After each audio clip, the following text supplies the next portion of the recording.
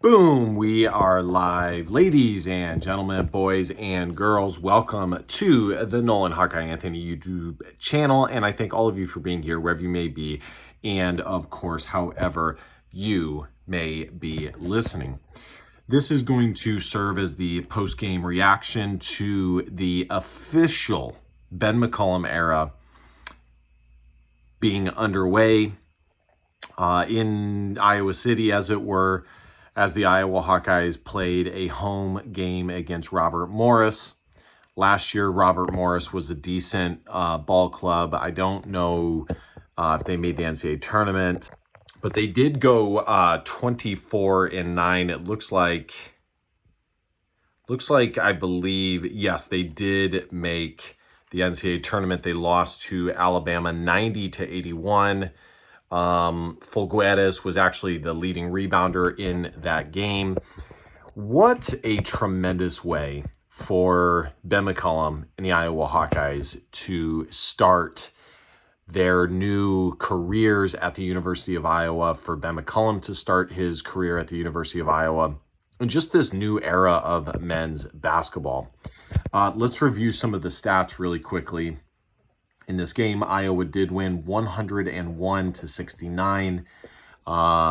Getting over 100 points in a first game with, a decent amount of pressure to perform well. Robert Morris is traditionally a decent basketball program, and just to completely have this game in hand from beginning to end with no let up. From the get-go, having the intensity there, the desire, the grit, and to win in this margin, in this fashion, is pretty impressive. Obviously, Robert Morris may not be the best basketball team this year, although they were decent last year, but still, very impressive. Coming into this, Iowa did have two pretty high caliber closed scrimmages, which I do kind of like those. I like that Ben McCollum utilized that method. I believe Fran McCaffrey used those occasionally, although obviously they played in exhibition games as well. I don't know what the official rule on that is, whether it's you get to play one exhibition game in front of fans, and you get one of those, or you get 3 closed scrimmages, or I don't know if there is a limit to it. I'm sure there is, or else I think a lot of teams and a lot of programs would probably play a lot of those.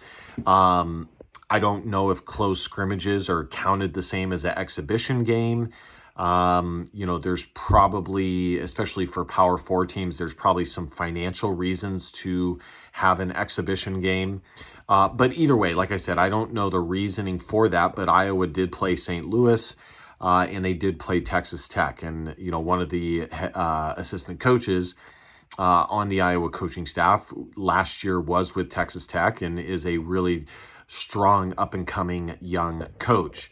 There were some concerns that were raised, and not that those concerns have gone away, but it was good to see Iowa play in its full form under the lights with, most of the starting lineup in place, most of the rotations in place, rather than it being a situation where it's like, well, in the first 3 quarters, Iowa's main players are going to play, but after that, the final 2 quarters, they're going to sit. And so then it's kind of hard to decipher really how well Iowa did or did not do in those games. I think, from a coach's perspective, those kind of close scrimmages are obviously not to win as much as they are to develop, see the type of rosters you have, and to get some extra, live, close to live reps in there. Obviously you don't want your guys to get injured, but you are trying to ramp up and rev up for the season. But so it's good to see Iowa do this. after, kind of having a mixed bag of results in the closed scrimmages. The starting five for this game, I would need to go and see what Ben McCollum decided to do with Tavion Banks. Well, it looks like he wasn't suspended for his public intoxication arrest, but the starting lineup was Cam Menyawu, which was kind of expected as he's probably the most skilled, more traditional big guy that Iowa has. He's a little bit undersized at 6'9", but he is bouncy, springy. He is pretty long for his height. He chipped in 10 points in 13 minutes. Cooper Koch, aka Cooper Coke, aka Cooper Coach, chipped in 8 points and got the starting nod, playing 25 minutes. As I said in my season preview, I said I wouldn't be surprised if Cooper Koch was a starter to give Iowa some added ball handling. I'm going to talk a little bit after I review the stats about the starting lineup and kind of my thoughts on it. But I did say that it was a possibility that Cooper Koch would be a starter to give Iowa added shooting, added ball handling, in theory, added athleticism as he's more of a forward, versus, because the alternative was going to be, and like I said, I'm going to talk about this later, but the alternative was going to be, and this was my predicted starting lineup, was going to be Bennett Sturtz at the 1, Brennan Hausen at the 2, at the 3, it was going to be Tavion Banks. And at the 4, it was going to be Alvaro Folguedes, and at the 5, Cam Menyawu. And the one thing that I said about that is, while you do have a bigger lineup doing that, it doesn't give you the benefits of a big lineup that you would maybe be searching for, and you do kind of have some downsides with that lineup. Namely, that you don't have the benefits of a big lineup, really, with that lineup, because even though it's big for you guys as for Iowa, it's not big as far as the Big Ten goes. And you're missing shooting in a lot of ways, and you're also missing ball handling out there, and you're a little bit undersized in the front court. So as far as, in the back court, as far as, Brennan Hausen, being 6'4", 6'5". So it looks like Iowa went with a little bit more athleticism in their starting lineup, a little bit more length in some regards. But I think the main thing is more ball handling and more athleticism on the court. So the starting lineup was Cam Menyawu, Cooper Koch, who chipped in 8 points, 5 rebounds, which is a nice stat line for him. Good to see him back at it after deciding to stick with the Iowa Hawkeyes. Bennett Sturtz, of course, Tavion Banks, who chipped in 17 points in 19 minutes, extremely efficient, 4 rebounds. Bennett Sturtz had Tavion Banks had 17 points. Bennett Sturtz had 19 points, 6 assists, 0 rebounds. Great game from him. He got everybody involved, really played well. Isaiah Howard got the other start, and that was a little bit surprising. I had heard good things about him in the offseason, and watching some of the videos in the offseason videos, it looked like the coaching staff was looking for him to take an added role. But there's a difference between an added role and a starting role. And so I wasn't expecting him to be a starter. That is the one that I am surprised by. Like I said, I'm going to circle back to it, but he did have 10 points. Alvaro Folguedes had 11 points in 18 minutes, 5 rebounds, 3 assists. Trevin Urick got in there, had largely in the second half, 9 points in 14 minutes. Tate Sage had 17 minutes with 3 points. Kel Combs, 17 minutes, 2 points. Brennan Hausen played 15 minutes and chipped in 10 points. So here's my thoughts on, and then lastly, let's look at the team stats here. Iowa shot 62% from the field if we round up. They limited Robert Morris to 48%, which is great. That's kind of where you look. You look to hold a team between 45 and I would say 49%, definitely under 50% if you can. Robert Morris did shoot a little bit better from three than I would like to see. They allowed them to shoot 46%. If you round up, Iowa shot 47% if you round up.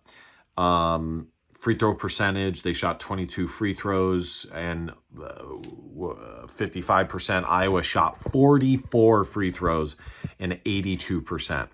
That is excellent. To be able to get to the line that much is superb.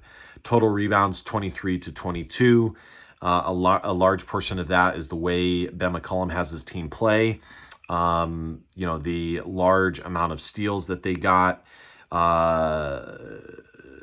They had 9 offensive rebounds, 21 assists, 1 block, 11 steals, 11 turnovers. They forced Robert Morris into 22 turnovers, which is just superb.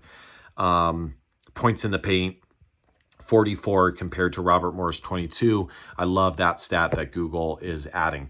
So here's my thoughts on the starting lineup. I don't think it's a guarantee that this is going to be the starting lineup moving forward. I definitely think that it is possible that Ben McCollum put this starting lineup in place to kind of test and see what he had in that starting lineup. Okay. With that said, I wouldn't be surprised either if this is what the starting lineup is. But again, it is absolutely possible that he is testing the waters and seeing what he has in this lineup.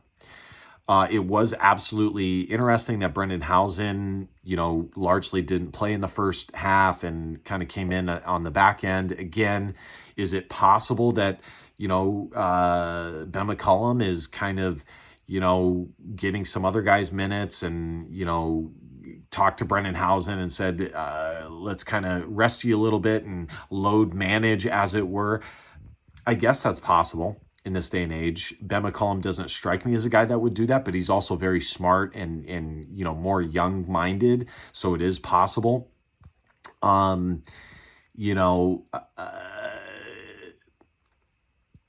But again, the issues that Brendan Housen has on the defense side of the ball, it's not surprising if that is what limits him from being a starter in this Ben McCollum roster.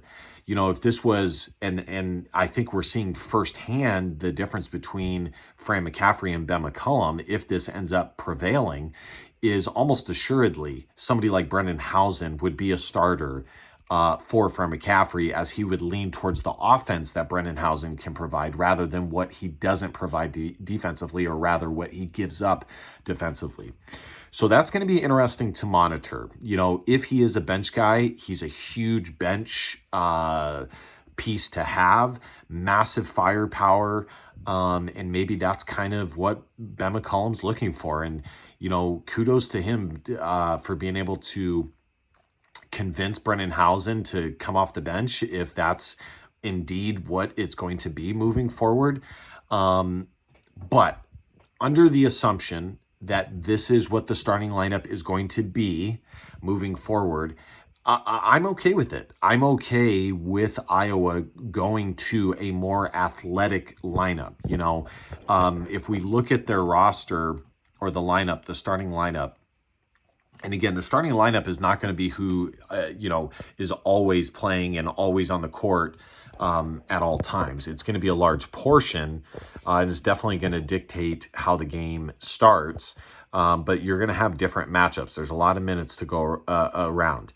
But when I look at this, it's pretty good shooting. It's a solid defensive first crew. If you look at Tavion Banks, Bennett Sturts, and Isaiah Howard, Isaiah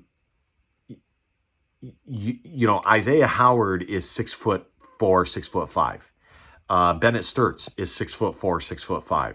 Tavion Banks is 6'7". that's actually not that, that's a pretty good size right there for your backcourt, so to speak. I know, in the modern era, we're kind of having positionless basketball.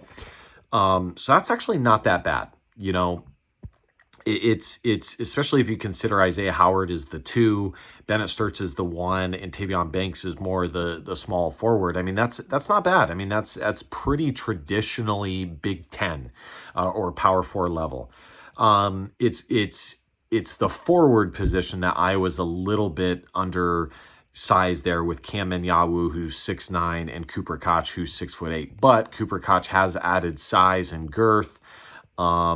And that's really kind of what the Iowa coaching staff was looking for. So my final thoughts to wrap this up is it was excellent to see a new and transformed Iowa basketball team that is in the passing lanes, that's putting pressure on the opposing team.